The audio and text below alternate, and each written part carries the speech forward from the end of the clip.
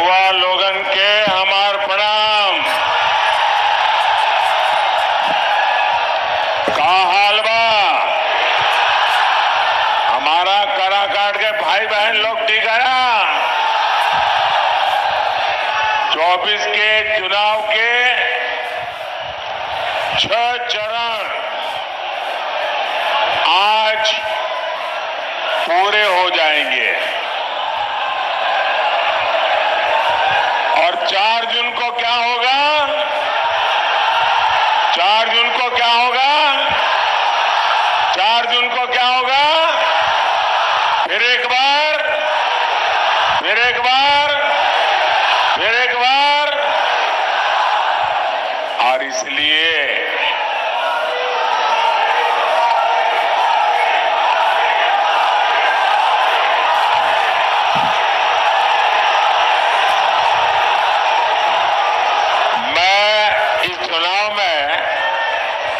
हिंदुस्तान के हर कोने में गया हूं। सालों से राजनीति में काम किया, संगठन में काम किया और मैंने देखा है कि बिहार के लोगों में राजनीति का आकलन करने का जो सामर्थ्य है वो अद्भुत है। और बिहार के लोग इन चीजों में इतने पक्के होते हैं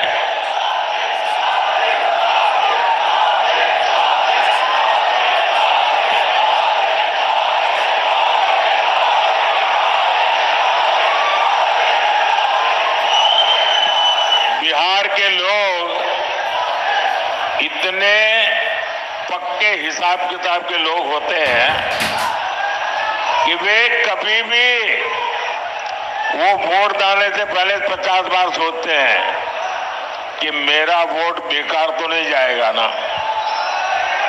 ये समझ बहुत कम लोगों को होती है जो बिहार को है।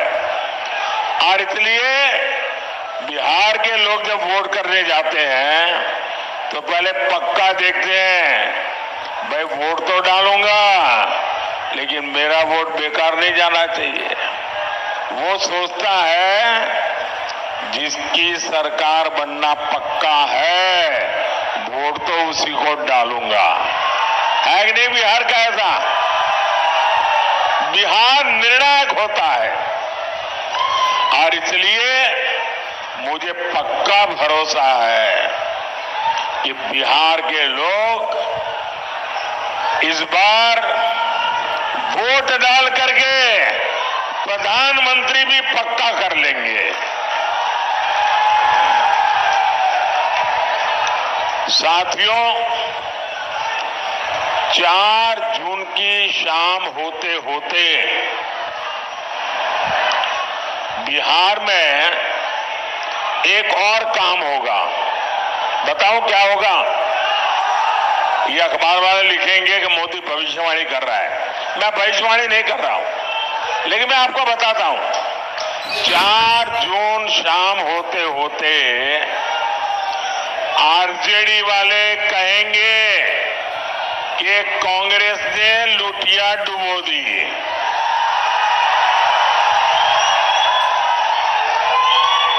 एक दूसरे के कपड़े फाड़ना शुरू करेंगे। 4 जून को दूसरा क्या होगा वो भी बता देता हूं। ये कांग्रेस का शाही परिवार क्या करेगा? कांग्रेस का शाही परिवार पराजय का ठिकरा खड़गे जी के सर पर फोड़ करके वो विदेश में छुट्टियां मनाने चला जाएगा और बेचारे खड़गे जी कार्यकर्ताओं का गुस्सा सहते सहते थक जाएंगे। भाइयों और बहनों, कांग्रेस, आरजेडी और इंडी गठबंधन को देश बार बार खारिज कर चुका है, नकार चुका है। इनके पास न विजन है, इनके पास सिर्फ और सिर्फ कंफ्यूजन है। इनके पास हौसला का नामो निशान नहीं, इनके पास हताशा ही भरी पड़ी है। इनके पास नीति नहीं है, निर्णय लेने की क्षमता नहीं है। ये सिर्फ नकारापन लेकर के जी रहे हैं। दशकों तक इनकी पूरी राजनीति डरो और डराओ के मंत्र पर चली है। लेकिन मोदी ने इनका ये जो डर का गुब्बारा है ना, उस गुब्बारे को ही फोड़ दिया है। और हालत तो ये है कि मोदी उनके डर को भी डराता है। साथियों, ये इंडी गठबंधन वाले देश को डराते थे, देश को ऐसा डराते थे और 70 साल से डराते थे। क्या कहते थे?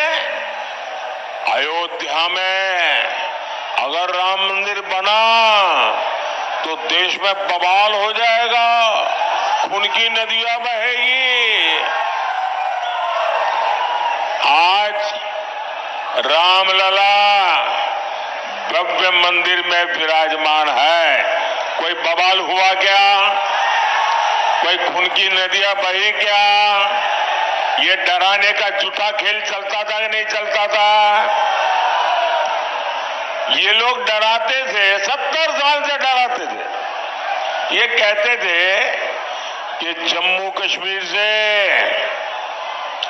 370 अगर हटा तो ये पाकिस्तान में चले जाएंगे, अगर 370 हटा तो आग लग जाएगी, अगर 370 हटा तो देश में बम धमाके होंगे। भांति भांति की धमकियां और डर पैदा करना। मोदी इनकी न धमकियों से डरा है, न कभी रुका है। धारा 370 हटा के नहीं हटा, धारा 370 की दीवार गई कि नहीं गई? कश्मीर और हिंदुस्तान के बीच की ये दीवार को तोड़ा कि नहीं तोड़ा? सीना तान के तोड़ा कि नहीं तोड़ा? मुझे बताइए, कहीं आग लगी क्या? कोई पाकिस्तान भाग गया क्या? देश में बम धमाके हुए क्या? डराते थे। साथियों, ये डरपोक कांग्रेस और ये डरपोक आरजेडी वाले अभी क्या कह रहे हैं? पाकिस्तान के पास परमाणु बम है, डरो। डरा रहे हैं, खुद में मसाला खाली हो गया तो उधर का मसाला दिखाते हैं।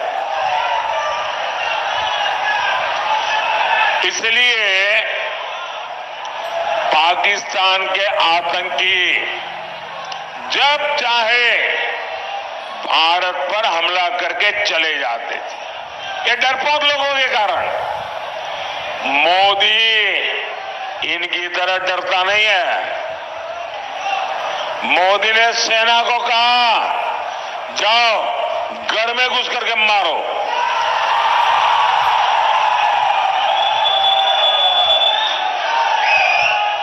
आज पाकिस्तान कुछ करने से पहले 100 बार सोचता है।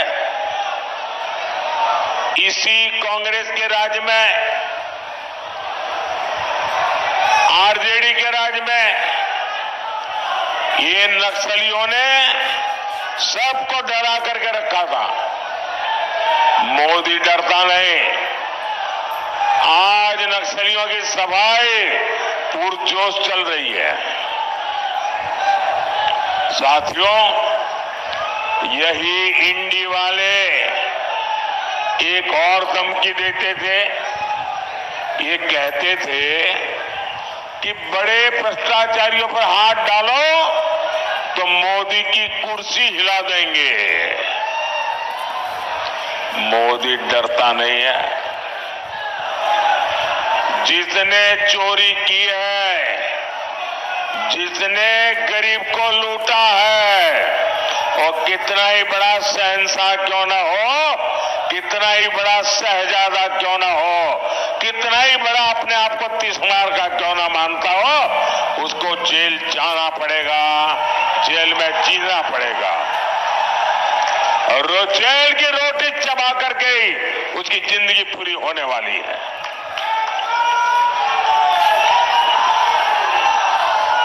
मुझे बताओ भाई, अगर कोई लूट करता है, आपके हक का छीन लेता है, तो छोटे लोगों को तो जेल में बंद करने के लिए कोई चिल्लाता नहीं है। बड़े जाने चाहिए, छोटे जाने चाहिए। आप मुझे कहेंगे वो मैं करूंगा। गुनाह किया है तो छोटा आदमी जेल जाना चाहिए कि सबसे बड़ा है वो जाना चाहिए? बड़ा हो जेल जाना चाहिए ना। तो मैं बड़ों को भेज रहा हूं तो अच्छा कर रहा हूं ना, सही कर रहा हूं ना। और मैं आज बिहार के लोगों को एक और गारंटी दे रहा हूं। जिन्होंने बिहार के गरीबों को लूटकर नौकरी के बदले जमीन लिखवाई है, कान खोल के सुन लो, उनका भी जेल जाने का काउंटडाउन शुरू हो चुका है।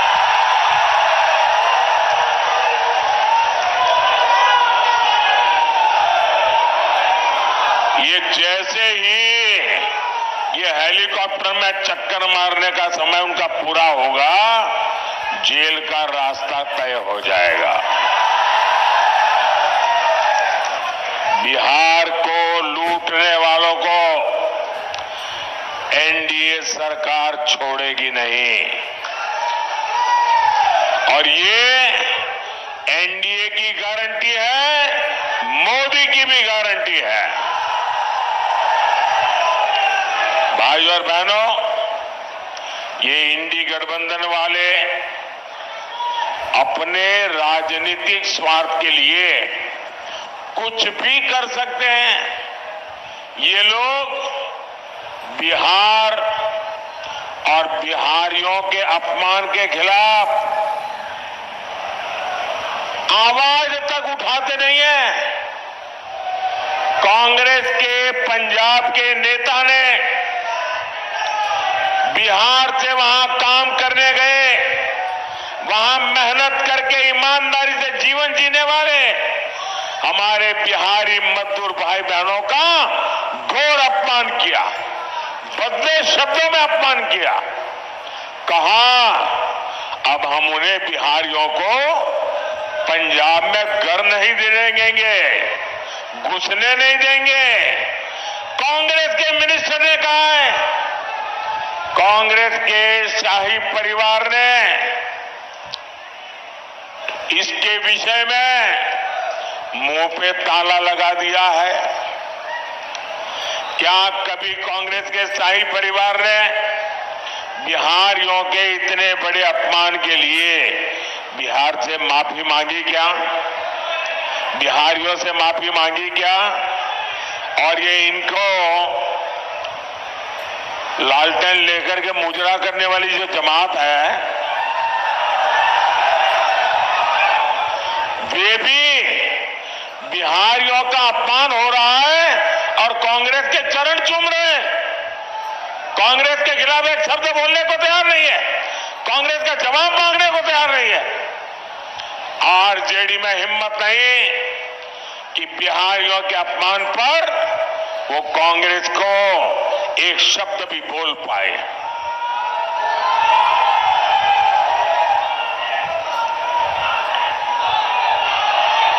साथियों, इंडी गठबंधन के एक साथी डीएमके के नेता ने बिहारियों के लिए बद्दी बद्दी गालियां बोली। तेलंगाना में कांग्रेस के मुख्यमंत्री ने बिहारियों को भला बुरा कहा। पश्चिम बंगाल की मुख्यमंत्री आए दिन बिहारियों को गालियां देती है, लेकिन आरजेडी और कांग्रेस के नेताओं ने उनके मुंह से इन लोगों को उनके खिलाफ एक शब्द बोलने की हिम्मत नहीं है। इन लोगों को आपके स्वाभिमान की चिंता नहीं है, इनको बिहार के गौरव की चिंता नहीं है, इनको बिहार के होनहार नौजवानों के प्रतिष्ठा की चिंता नहीं है। इनको सिर्फ और सिर्फ अपने वोट बैंक की चिंता है। उनको सिर्फ आपके वोट छीनना है। उसके लिए भांति भांति की भाषा का उपयोग करते हैं। इनके लिए बिहारियों का सम्मान कोई मायने नहीं रखता। साथियों, मैं हमारे जो फर्स्ट टाइम वोटर है, जो पहली बार वोट करने के लिए जाने वाले हैं, उनको जरा जंगल राज पार्ट 2 से सावधान करना चाहता हूं। ये जो फर्स्ट टाइम वोटर है ना, उनका जन्म होने के बाद उनको जंगल राज कितना भयंकर था वो देखने का अवसर नहीं मिला, क्योंकि यहां एनडीए वाले काम करना शुरू किए।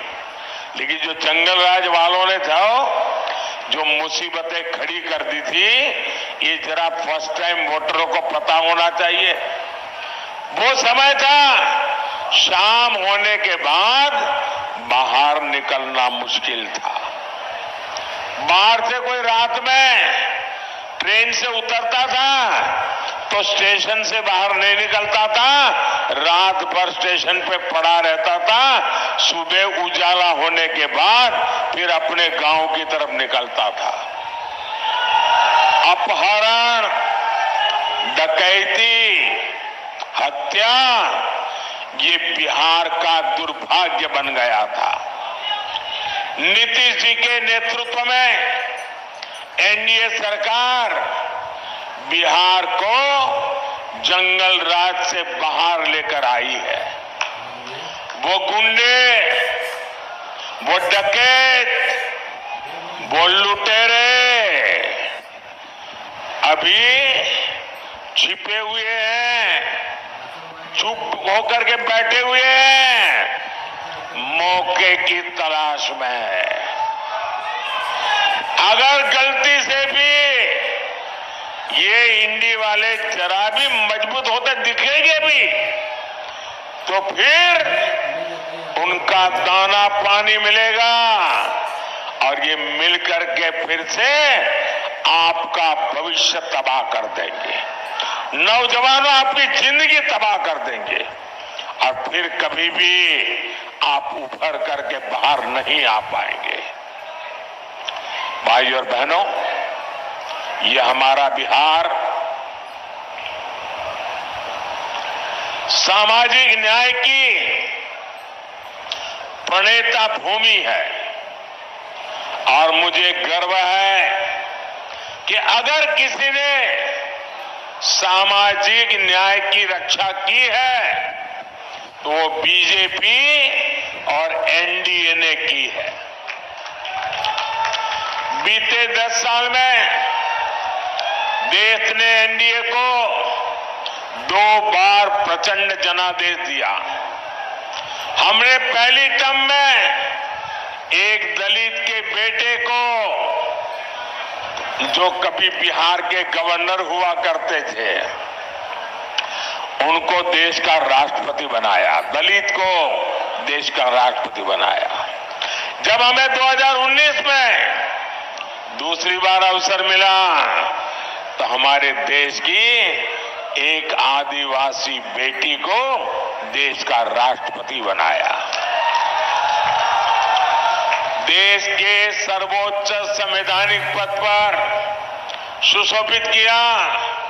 राष्ट्रपति पद का गौरवपूर्ण काम उन्होंने शुरू किया। हमने पिछड़ा आयोग को संवैधानिक दर्जा दिया। कांग्रेस ने तीन दशक तक पिछड़ों की इस मांग को ठुकराया था, लेकिन मैं आप ही के बीच पैदा हुआ हूं। अति पिछड़ों को कैसी जिंदगी जीनी पड़ी है वो मैंने भोगी है, और इसलिए मैंने आते ही आयोग बना दिया।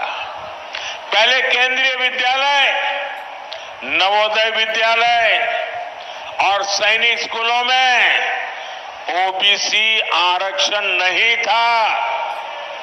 ये मोदी ने आकर के उसमें भी हमारे बच्चों के लिए मैंने आरक्षण पक्का किया।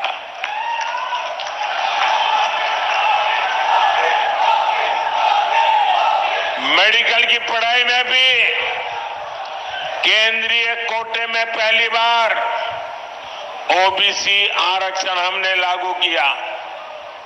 ये हमारा ट्रैक रिकॉर्ड है। साथियों, इसकी विपरीत आज इंडी गठबंधन वाले एससी, एसटी, ओबीसी, अति पिछड़े, उनका सबका आरक्षण छीन किए की एक बहुत बड़ी साजिश रच रहे हैं। मैं देश को अवगत कराना चाहता हूं, ये मेरा कर्तव्य बनता है कि देश को मैं जानकारी दूं। इंडी गठबंधन ने हजारों शैक्षणिक संस्थानों में एससी, एसटी, ओबीसी, अति पिछड़ा को मिलने वाला आरक्षण बंद कर दिया, और वो सारा का सारा अब मुसलमानों के लिए रिजर्व कर दिया है। ये जो किया है वो मैं बताता हूं। एक ही झटके में दलितों, पिछड़ों, अति पिछड़ों, उनका आरक्षण खत्म कर दिया। इन्होंने संविधान को ताक पर रखकर मुस्लिम जातियों को रातों रात ओबीसी बना दिया, ओबीसी के हक का आरक्षण दे दिया। अभी आपने 2 दिन पहले कलकत्ता हाईकोर्ट का जजमेंट देखा होगा। कलकत्ता हाईकोर्ट ने ऐसी डांट लगाई है क्योंकि वहां 77 मुस्लिम जातियों को रातों रात ओबीसी बनाकर ओबीसी का हक उनको दे दिया था। भाइयों बहनों, हाईकोर्ट ने ऐसी थप्पड़ मारी है, उनको ठिकाने लगा दिया है। ये ऐसे आपके साथ धोखाबाजी करने वाले लोग हैं। ये संविधान की पीठ पे छुरा भोंकने वाले लोग हैं। लेकिन इनसे भी इनकी साजिशें कम नहीं हो रही है। साथियों, इंडी वाले चाहते हैं कि बार बार मुस्लिम आरक्षण का ये मामला कोर्ट में न फंसे, कोर्ट हर बार रिजेक्ट न करे। तब उपाय क्या? तो इंडी गठबंधन वालों ने पक्का कर लिया है कि अगर वो दिल्ली पहुंचेंगे तो पहला काम ये संविधान को बदल देंगे।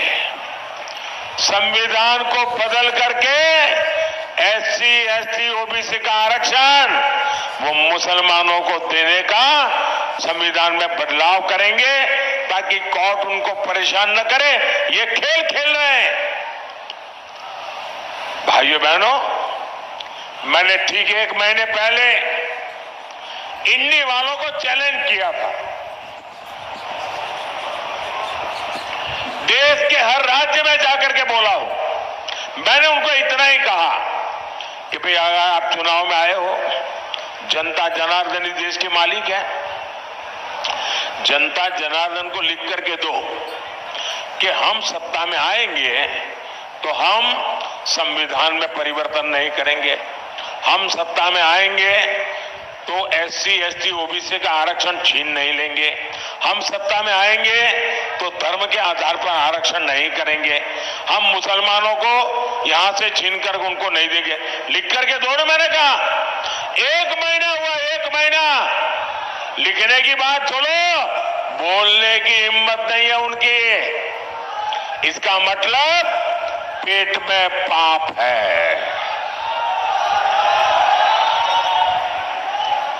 बिहार में मेरा यादव परिवार है, बिहार में मेरा कुर्मी परिवार है, बिहार में मेरा कुशवाहा परिवार है, बिहार में मेरा कलवार परिवार है, बिहार में मेरा तेली परिवार है, मेरा सूरी परिवार है, मेरा कानू परिवार है, मेरा निषाद परिवार है, मेरा पासवान परिवार है, मेरा रविदास परिवार है, मेरा मुसहर परिवार है। ऐसी हर जाति के सबसे बड़े दुश्मन अगर कोई है तो ये आरजेडी कांग्रेस वाले हैं। ये मुखौटा सामाजिक न्याय का लगाते हैं लेकिन तुष्टीकरण करते हैं। वोट बैंक की राजनीति के गुलाम हो चुके हैं और वोट बैंक वाले जैसे नचाए ये नाचते रहते हैं। और 24 के चुनाव में मोदी ने उनको बेनकाब कर दिया है, उनका मुखौटा मैंने नीचे उतार दिया है। साथियों, मोदी इनकी साजिशों का भी पर्दाफाश करेगा और विकास के लिए भी उतनी ही मेहनत करेगा। आने वाले 5 साल बिहार के विकास के लिए अभूतपूर्व रहने वाले हैं। ये जो डेडिकेटेड फ्रेट कॉरिडोर यहां से गुजर रहा है, यहां 4 लेन 6 लेन के हाईवे बन रहे हैं। इनसे कंस्ट्रक्शन से जुड़े हर सेक्टर में अब रोजगार बढ़े। आने वाले समय में यहां लॉजिस्टिक्स सेक्टर के लिए, भंडारण से जुड़े सेक्टर के लिए बहुत संभावना है। रोहतास हो, कैमूर हो, औरंगाबाद हो, इस पूरे क्षेत्र में कृषि आधारित उद्योगों और दूसरे उद्योगों के लिए नए अवसर बनेंगे। साथियों, एक क्षेत्र तो धान का कटोरा है, यहां आलू जैसी सब्जियां पैदा होती है। मोदी सरकार अनाज भंडारण में भी सहकारिता को बढ़ावा दे रही है। इसके तहत दुनिया की सबसे बड़ी भंडारण योजना पर काम शुरू हो चुका है।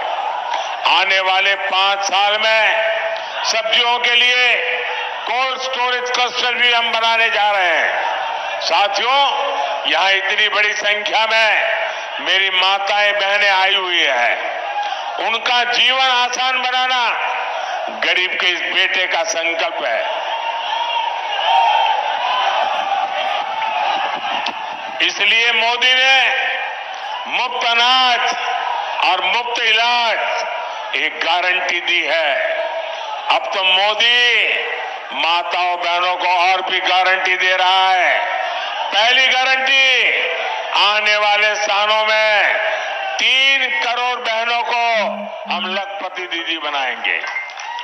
आने वाले दिनों में हर परिवार में जो बुजुर्ग है, 70 साल से ऊपर है, अगर वो बीमार है, इलाज की जरूरत है, तो उनके बेटे बेटी को इलाज का खर्चा नहीं करना पड़ेगा।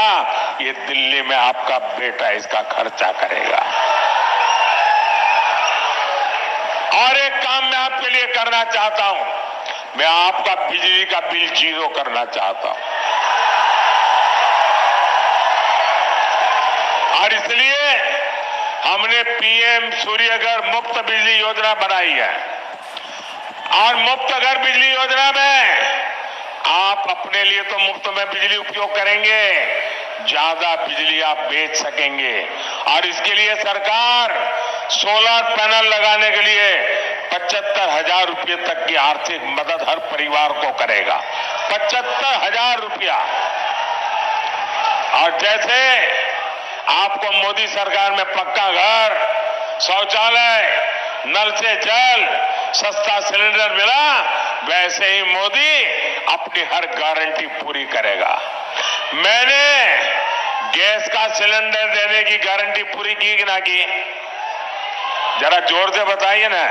मैंने गैस का सिलेंडर देने की गारंटी पूरी करी कि ना की? करी ना? तो इस बार मुझे गैस के सिलेंडर पर वोट भी चाहिए। भाइयों और बहनों, ये एमपी बनाने का नहीं, ये पीएम बनाने का चुनाव है। ये देश में एक मजबूत सरकार बनाने का चुनाव है। इसलिए आप जब कारागार से मेरे साथी उपेंद्र कुशवाहा जी को वोट डालेंगे तो वोट सीधा मुझे मिलेगा।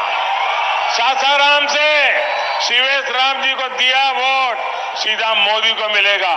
आरा में आरके सिंह को दिया हुआ वोट सीधा मोदी को मिलेगा। आप घर घर जाकर मेरी ये बात पहुंचाइएगा और एक काम करिएगा। करेंगे?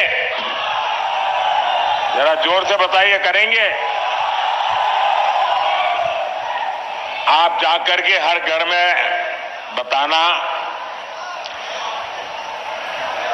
कि वो मेरे खातिर, मेरे देश के खातिर विकसित भारत बनाने के लिए आपके गांव में जो भी देवस्थान हो, आपके गांव में जो भी तीर्थ स्थान हो, वहां जाकर के मेरी तरफ से परमात्मा के आगे मत्था टेकना। करेंगे?